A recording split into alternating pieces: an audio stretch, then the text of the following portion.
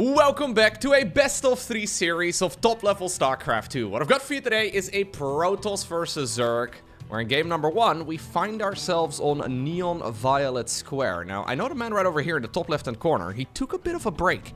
He's been traveling a bunch, I know he's been playing some League of Legends, and apparently, after all of that, he came out as a Protoss, spawning right here with the blue Protoss pieces. We're looking at none other than Reynor's main Nexus.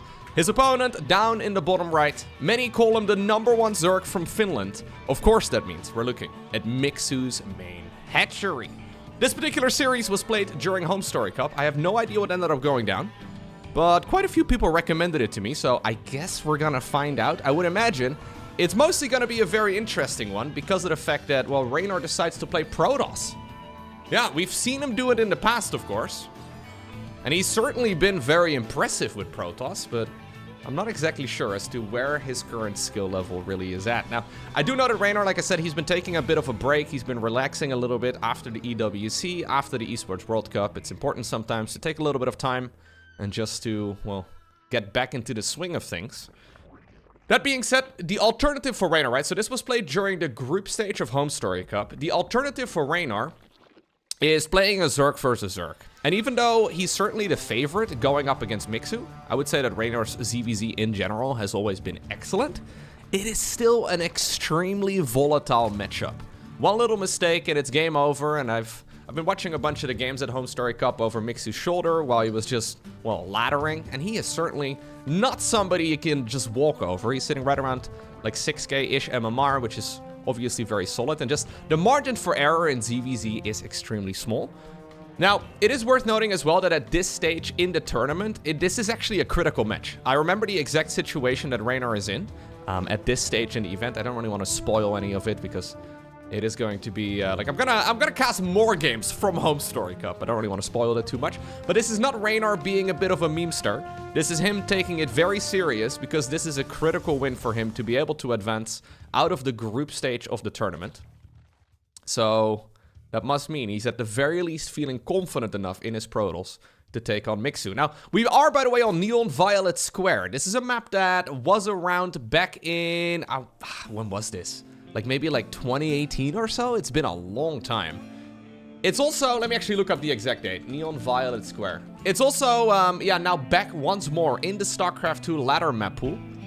Yeah, 2018. So 2017 through 2018 is when this map was around for about, what is it, like maybe 9 or so months. And then since the 25th of November this year, it's once more made a return. So the new StarCraft 2 ladder map pool, it's basically 6 brand new maps and then 3 very old ones. We have Neon Violet Square, King's Cove, and then also Abyssal Reef. Now, I don't really know exactly if I like this one, but it is certainly interesting. So it's got that pocket expansion in the bottom right-hand corner, right? Obviously it's mirrored as well, so in the top left, we have another one of those pocket bases, and that's exactly where Reynor is already headed. So he needs to wall himself. It's weird because we have like 2 areas, I guess, that need to be walled off. This like high ground over here, and then, well, this little choke point right over here in that spot. Looks like we had a bit of a pause in the game. Anyways, Adept goes in, tries to get a bit of damage done, but so far, only 2 Zerglings have gone down. It'll be a Void Ray first. Curious to see what sort of build we're gonna see here from Reynor. I would imagine if I was a Protoss player going up against Zerg in the new multiplayer balance patch, I would be going Skytoss into Skytoss into Skytoss into Skytoss. And it's just in my mind the most foolproof way to play right now. The Tempest is obviously 1 supply less. The Mama ship itself is actually a force to be reckoned with now. But it's not necessarily the only go-to option, right? But with such an easy to take 3rd base, yep, instant fleet beacon. 4-minute fleet beacon is coming up right here for Reynor. Right as Zerg actually went for a pretty quick lair here. Mixu trying to stay alive. I think he's thinking the same thing. He realizes that he is most likely going to be playing against the Skytoss, and he needs to be very cautious about it. So the Void Ray is also kind of a clear giveaway that something fishy is going on. At least that's the vibe I always get.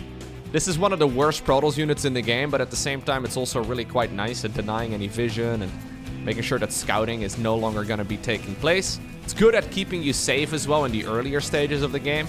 Really, this is Reynor just trying to stay alive. Are we actually rushing a mothership, by the way? Like, where are we going? Ooh. In the meantime, Mixu did not go for that super quick lair to, like, get a counter against any sort of, like, Skytle's army. Well, I guess this is indirectly a counter to a Skytle's army. But this man is going for a Nidus network rush. So we have an Overlord over here, despite that Void Ray. We have an Overlord over there trying to be a nuisance, providing vision. And my question is mostly whether or not Reynor is going to be able to shut this down before it lays eggs. Mama ship, 5 minutes into the game. A 5-minute mothership is actually kind of nuts. All right, well, here's the Nidus. We need to go, though. We need to go. Yeah, he sees it right now. He really needs to go ASAP. Okay, he's going to go for the one on the left instead. Apparently, that Overlord has been deemed dead. Except we have like a follow-up over here on the left side of the map, too. Zerglings are going across. I would imagine the Queens did go in first. At least a couple of the Queens did. So they should be able to transfuse this, although in this situation, it's mostly just for the creep tumors. That's a that's a lot of shield batteries and photons going down. Reynor is ready to start turtling up here. He knows that the front is pretty much protected, and I think that this has already been held. Yeah. I don't believe there's really a whole lot more that you can do here as the Zerg player. He already is giving up on it, and he decides to drone behind right now, but that is going to massively slow him down. I guess one tiny advantage here for Mixu is that he did force out all of this, and this is not really something that Reynor was really planning on doing, but honestly, when you're playing Skytles, you're mostly limited as far as the gas income goes. And Reynor, I mean, obviously, he's already got a mothership out. Yeah, he's feeling pretty okay in that department. I don't think he really minds dropping a bit of minerals to try and stay safe. What's crazy about Neon Violet Square, I feel like if we had this map as like a new addition in 2024, like a brand new map, this pocket expansion, this like tucked away base, would have just a singular gas geyser. So, I know we had some networking issues. Apparently, yeah, this game also had some lag spikes here and there, or at the very least, somebody disconnected to continue the game again from replay. That is a cool feature, by the way. It's not really something we use all too often at StarCraft events, but StarCraft games can be recovered from a replay. So basically, if a game disconnects or if something goes wrong, you can actually, well, load up basically whatever moment in the game you want to restart from, which is a really lovely feature. Something that I know many other esports out there are missing. Let's see. Are we going to be able to do anything with this? I think Mixu's best idea is just to drone up as hard as possible. Yeah, and then get that Spire going. You really do need something against Skytles here. So he's going instant +1 flyers. And he wants to go into a full-on Corruptor switch. Reynor, by the way, not playing any, like, 3-base shenanigans. Apparently, he walled himself in. Shield battery. Trying its best, but ultimately, okay. He needs to destroy some of his own structures. Reynor not going for a 3-base push. He's basically doing what my greatest fear as a Zerg player on the ladder is. Reynor is sitting there doing very little. This little Zergling run by here, though, could be nice. Is Mixu going to be able to force the cancel? A bit of move commanding here. Nope, the Mama ship is close by enough to cause a little bit of cloaking. But I think if you're a ladder hero out there, if you're a Zerg player below, like, I don't know, 5.5k MMR, like mid-Grandmaster League or so, this is the type of stuff that is nightmare material. I have yet to meet a single ladder hero all the way up until Grandmaster League that likes playing Zerg versus Skytles. It's just never happened, man, and I feel like this new patch, it's even better for Skytles now, because the Mama ship can't be abducted, and obviously, like I said, the Tempests are just a hell of a lot better too, now that they are one supply less. I remember the days that the Tempest was very oppressive, and while it hasn't really been much over the last couple of years, this is certainly an adjustment that is going to make that unit quite a bit better. Yeah, so basically what Reynor is doing is he's just chilling. He's essentially just going straight into a Skytles army, getting all the spellcasters that he needs. He's mixing in a lot of ground units too, so this is even, like, this is not really even that Skytosy of an army, right? Like, he's basically just trying to create a really nice ball of units, at which point he will likely just try to carve a path straight through the creep. 8 Dropper Lords coming up, though, on the right side of the map. Mixu apparently pretty happy with how, this macro situation is at right now. So he's going to try and just make as many, I guess, of the Zerglings drop into the main base. And that is quite a nice idea. I think he probably wants to go and mix in a few Vipers, too, if possible. And pick off some of these Skytles units, because if you let this army just sit here and max out, it's going to be really hard to stop. Anyways, Dropalords here are coming.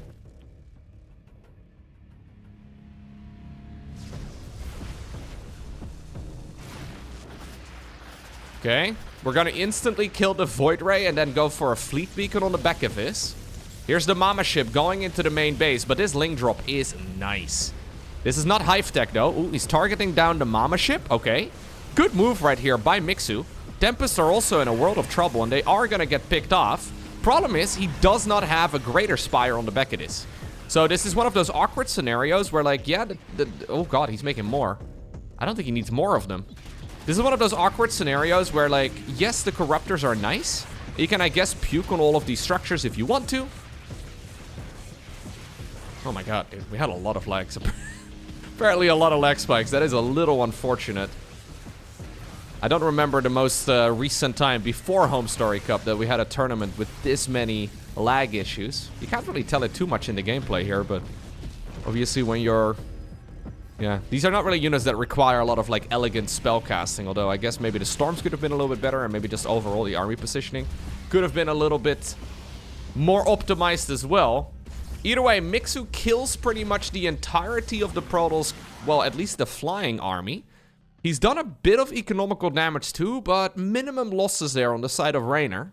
He is going to clean all of this up, and I think he's going to continue his plan. He's going triple Forge, by the way. That is not something we commonly see. A new Nexus here on the left side of the map is going to get targeted down too. Hive is on the production tab. And this is a nice snipe right here by Mixu. Shuts down that base with relative ease. And all of this is going pretty well here. Yeah, I think a Greater Spire would be really good to have. Flyer attacks level 2 is finishing up. Let that finish. Then go straight into the Greater Spire. And get some of those Brute Lords going. Okay, Ultra Cavern is another option, but I don't really love it if we're this late on the Carapace research. Especially with the opponent already mixing in Immortals. I feel like the Ultra Cavern is the wrong choice. We have a lot of Corruptors. I think going Brute Lord Corruptor, as funky as that unit composition is, not a bad choice. Basically what Mixu is doing here, he's making a unit composition that's going to be great at like minute 17.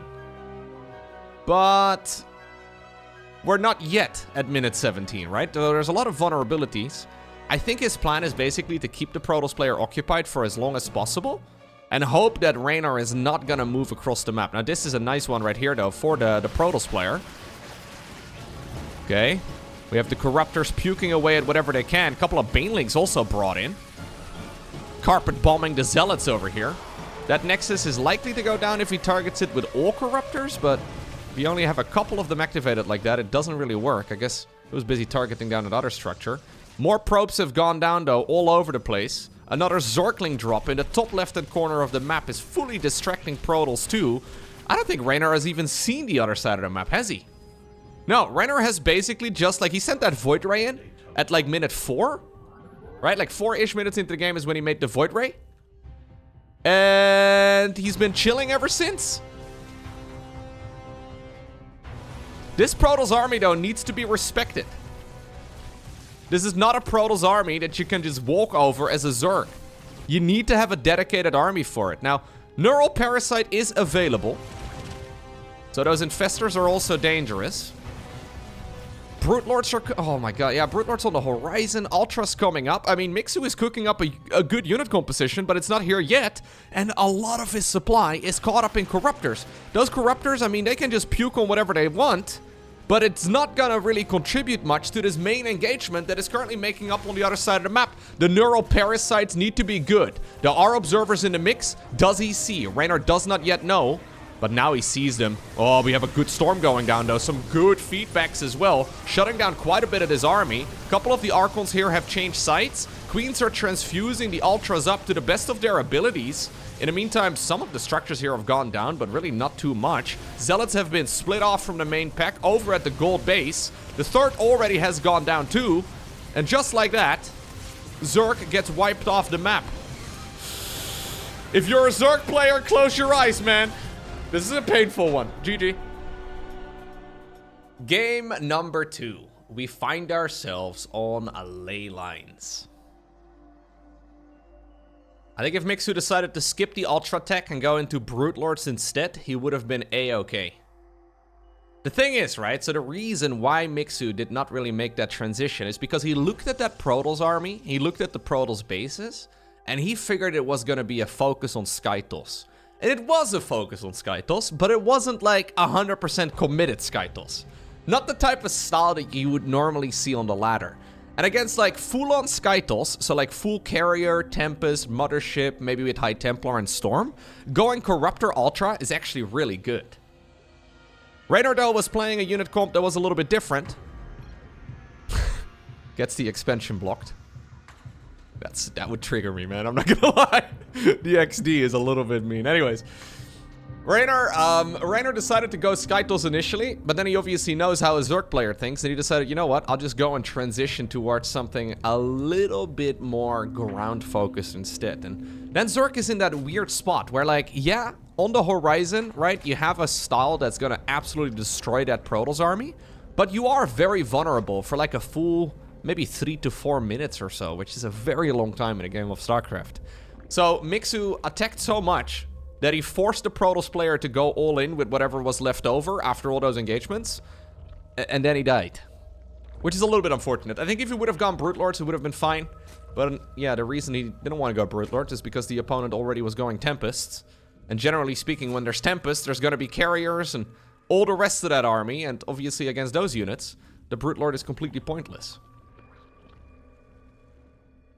Couple of small mistakes right there, but a very significant result. Let's see what Reynor does here in game number 2. I like ley lines quite a bit better than Neon Violet Square, though. I'm not gonna lie. I think Neon Violet Square it's very questionable. As a map to bring back, I find Neon Violet Square a really funky one. I'm not sure who decided that, to be honest. Like, it's this weird thing in the StarCraft world where we don't really know who does anything. Like, who does what? I have no idea who's in charge of maps.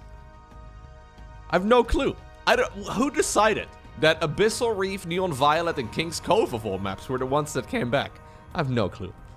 Anyways, nice game right there for Reynor. Let's see what we can do right here on ley lines. Yeah, it's interesting. They could ask a lot of people, right? Like, that's what's interesting to me. Like, I would love to give my opinion on stuff, but nobody ever asks me anything. Like, I just have my own channels where I, like, publicly rant from time to time. But that's the only thing I get to do, okay? Yeah, maybe it's good. Maybe it's good that I'm not, you know, asked my opinion on anything, but it is curious. Yeah, I heard the 2v2 maps are also a bit of a meme. I know that I think this is one of the new 2 versus 2 maps, as we do have a Baneling Nest, by the way, here, which gets scouted. Cancels the Baneling Nest. Alright. You wanted to go for a cheeky little Baneling bust, but not happening. I know that on one of the 2v2 maps, if your ally is Zerg, you literally can't take your expansion because their creep spread is so far that you can't take your own base. Obviously, creep can block allied structures as well, and apparently, that's how thoroughly the maps are tested. It's a little bit of a meme. Reynor needs to respect this this potential attack, though. He doesn't know that the Baneling Nest has been cancelled. Very curious setup here. Look at this. It's like a welcoming committee. We have 2 3x3 structures, and then a couple of other structures on the back of it. This is a full wall, by the way. He cancels one of the structures now, realizing that the push is not coming. Second Oracle is coming up. First Oracle got that nice little energy recharge ability, which is bringing it all the way up to 170-ish energy. And lucky here for Mixu, it got scouted that he was going for a Baneling bust before he really committed to like mass Zergling production. So he actually has a reasonable economy on the back of this. Could have been a pretty big disaster. And obviously that's another thing that went pretty wrong right there in that previous game, right? With Reynor showing some really stellar defense against the Nidus all-in. Because that's effectively what it was. It never really happened, but Zerg was significantly behind after that portion of the game. It's just that Mixu tried to catch up really quickly. And when he got back to an even worker count, the game once more looked pretty solid for him, but... Let's see. Robo facility. Forge coming up as well. We are gonna go triple Oracle, it seems, though, which is, of course, the gold standard. This is now a more conventional follow-up, though, by the Protoss player. So none of that, like, quick Tempest play, none of that quick Stargate shenanigans. This is him basically just going for a more conventional army, especially if he goes Blink together with +1 on the back of this. He could also go Charge. Adepts, though, sniping a bunch of drones, trying to see if they can maximize the damage, and they will shade straight into the main base. +1 melee, by the way, here for Mixu. A lot of workers already have gone down. This is a low amount of workers, considering the amount of queens that are available right now. So we only have 3 queens. A round number of links here, but generally not a whole lot of economy, which is a little bit confusing. I'm not exactly sure. Maybe he was more committed into that Baneling bust than I originally realized, although he didn't really seem to have that much stuff. Macro-wise, though, not the cleanest of Zerg games. And defense-wise, also not quite what we want to see. 11 workers going down just like that. It's not over. All the Oracles are still alive, too. So while these Adepts are creating a bit of a distraction, the Oracles are swooping back in. And that's 4 additional workers going down in total. Yeah, lovely stuff right here for Reynor.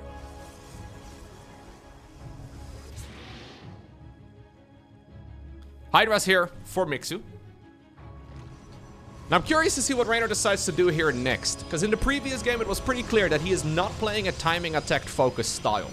What he seems to do is make a bunch of stuff and then go across the map. It's not really like a style where you try to hit a sharp timing with like crisp execution. It's more or less just focusing on trying to create like that death ball type of army, and then, well, play defensively until you get there. That seems to be the general approach right here with Reynor's Protoss, at least, judging from the first game.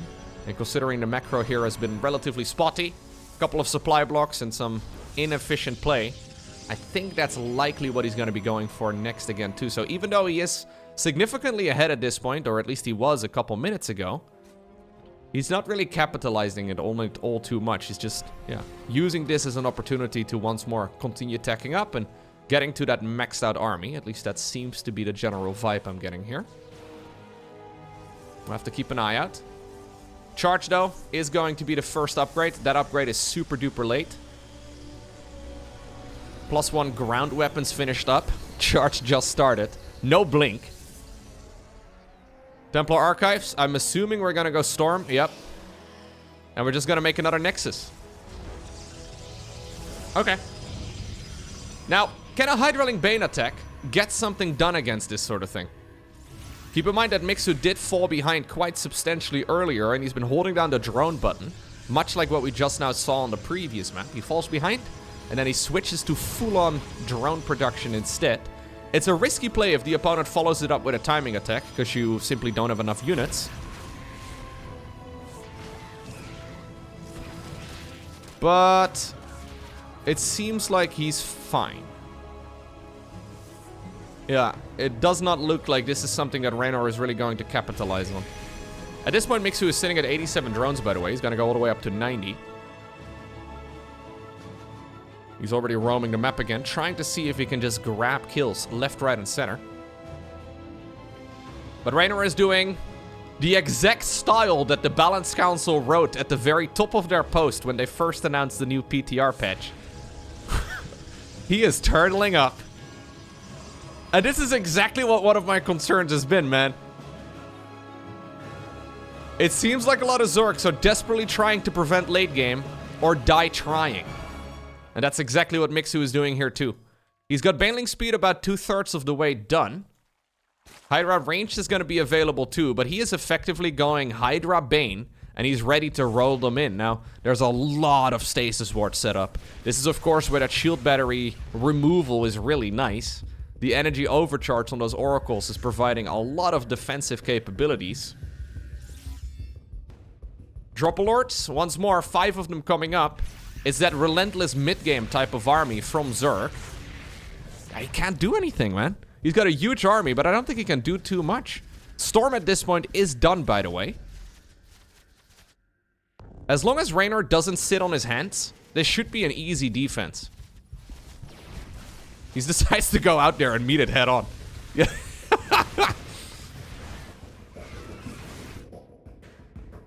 Yeah, he's got plenty of stuff.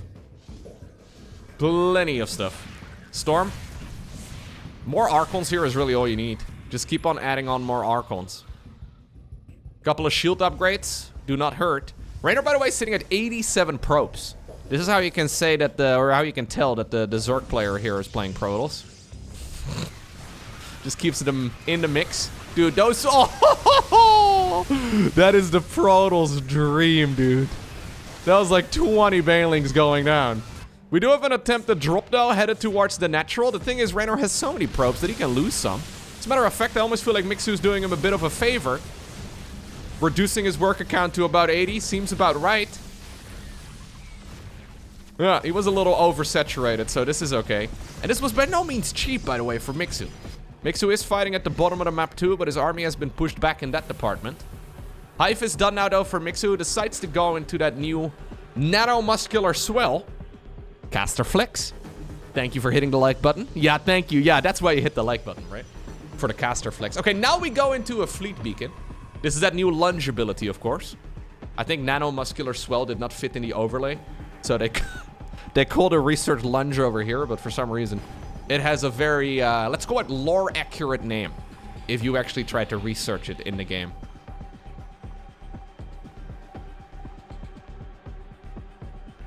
Banelings coming in once more, though. Hydralings, everything's here. Storm! Very nice.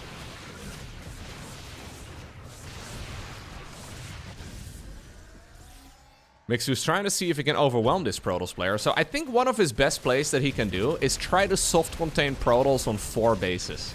This constant aggression is nice and all, but I don't see Reynor really dying to it. Ultimately, this is going to result in a situation that is like similar to the previous one, where Protoss is, regardless of what's going to happen, they're going to have to go across the map with a really big army, and will be down to the Zerg player to defend it. And Hydraling Bane can defend. Oh my god, dude. Those Banelings did so much splash damage here that even the rocks fell there. I think Brute Lords is an excellent choice here if you don't want to die to a Archon Immortal based army.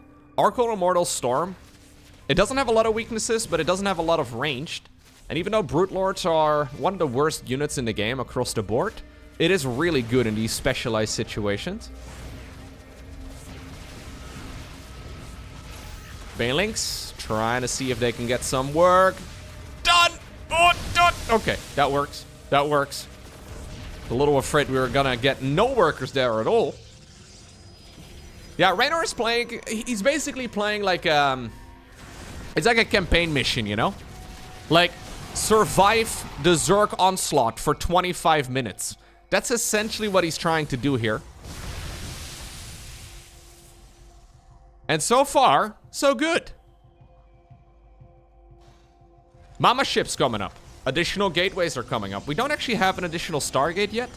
So this is really just an army that is going to be supplemented by the mothership, rather than a switch on over to full aggression with like Skytles. He's just going to use this in addition. We do have a 1 Viper coming up, but of course, Mama can no longer be abducted. I like this, by the way. I think the mothership is actually really good in these type of scenarios. We rarely see it being used with a Groundtos army. Like usually Skytles and a mothership go hand in hand. It just makes sense. But I think this is one of the areas that we will see the Mama ship being used in a lot more over the next, well, however long this patch is going to be around for. I think we're going to see a lot more Groundtos with motherships, which I think is really cool. It just provides so much damage. Oh my god, dude. It's like the new Microbial Shroud. Normally the Microbial Shroud was the Storm Here button. That one's been changed a little bit. The lunge ability does much of the same thing. So, by the way, the Mama ship itself, it's more expensive, it's more supply heavy, but it also just deals a hell of a lot of damage. It's just really good. And against Zerg specifically, it can no longer be abducted by a Viper, which I know is one of the most requested changes, but I'm still wondering if that is a little bit too much. Either way, I know whenever I say these sort of things, there's always someone in the comment section like, oh my god, Lowko, you're so biased. I tried to not be biased, guys. This is nice, though, with the Brute Lords. Couple of Hydras, though, trying to, yeah, walk in. Okay. That is one of the storms. Dashing on the creep with the Hydras in their base. Very festive. Now, here we go again, though. Reynor has built up a really lovely army. He is currently split up, which is a bit of an issue. For the Zerg player primarily, because the Zerg now also has to split up their Brute Lords.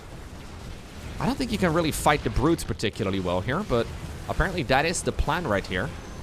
Yeah, Hydras are kind of a terrible choice. A handful of Corruptors are going to force out the switch. Recalls back towards the Nexus. And Reynor is effectively now trying to counter a Brute Lord-based army. Oh, here we go again with another one of those dashes. Finally, the Mama ship does die here, but that was a significant cost. He's trying to counter it with mostly just Blinky Boys. And here we go. Not enough ground army, although a nice blinding cloud here. A couple of Stalkers coming in as well from the right. We have so many Storms available and so many clumped up Zerg units. The Brutes are trying to run away from this spot, but I think he just keeps storming them down. Nice anchor right here, right? Like a really good concave here for the Protoss player. I keep trying to call him a Zerg player, but he's playing Protoss in this particular match. Reinforcing group of Stalkers shows up. He's trying to poke every single one of those Brutes to death. Reynor still with a significant bank. He's going to be able to reinforce this much easier than the Zerg player will be able to. Then again, though, it's really only Stalkers, and those Immortals are not adding too much when it comes to fighting the Brute Lords. A little bit of like a Changeling force field over here, too. Oh my god, that's a lot of Stalkers actually on the back of this. +3 starts up. We have another upgrade as well in that secondary forge. Reynor just trying to make sure that he gets as much damage done here on those units as possible. Yeah, Brute Lords are, of course, quite a flimsy unit, right? Like, they're relatively slow. So, a transition towards Lurkers is apparently in order. This is forcing Mixu right now to go into what seems to be a Hydra Lurker, and I guess Vipers for support? A little bit tricky here to decide exactly what the best choice of army comp is. Yeah, he's still adding on some Brutes. A couple Infestors now in the mix too. Reynor has secured that base on the low ground though. And this is a big one. I actually didn't think it was going to be able to keep this one alive during all that aggression. But the fact that the base is up and running is huge. He's starting up a new base over here too. The one with that, well, 150 mineral field. It's going to block that rich Vespian gas geyser. When you mine that out, you can take that gas.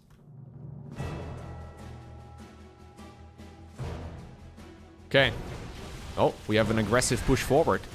Fungal growth is nice, but I don't know if there's enough follow-up damage. Okay, there's the rest of that Zerg army. Storm is really nice, though, forcing Zerg once more to back up.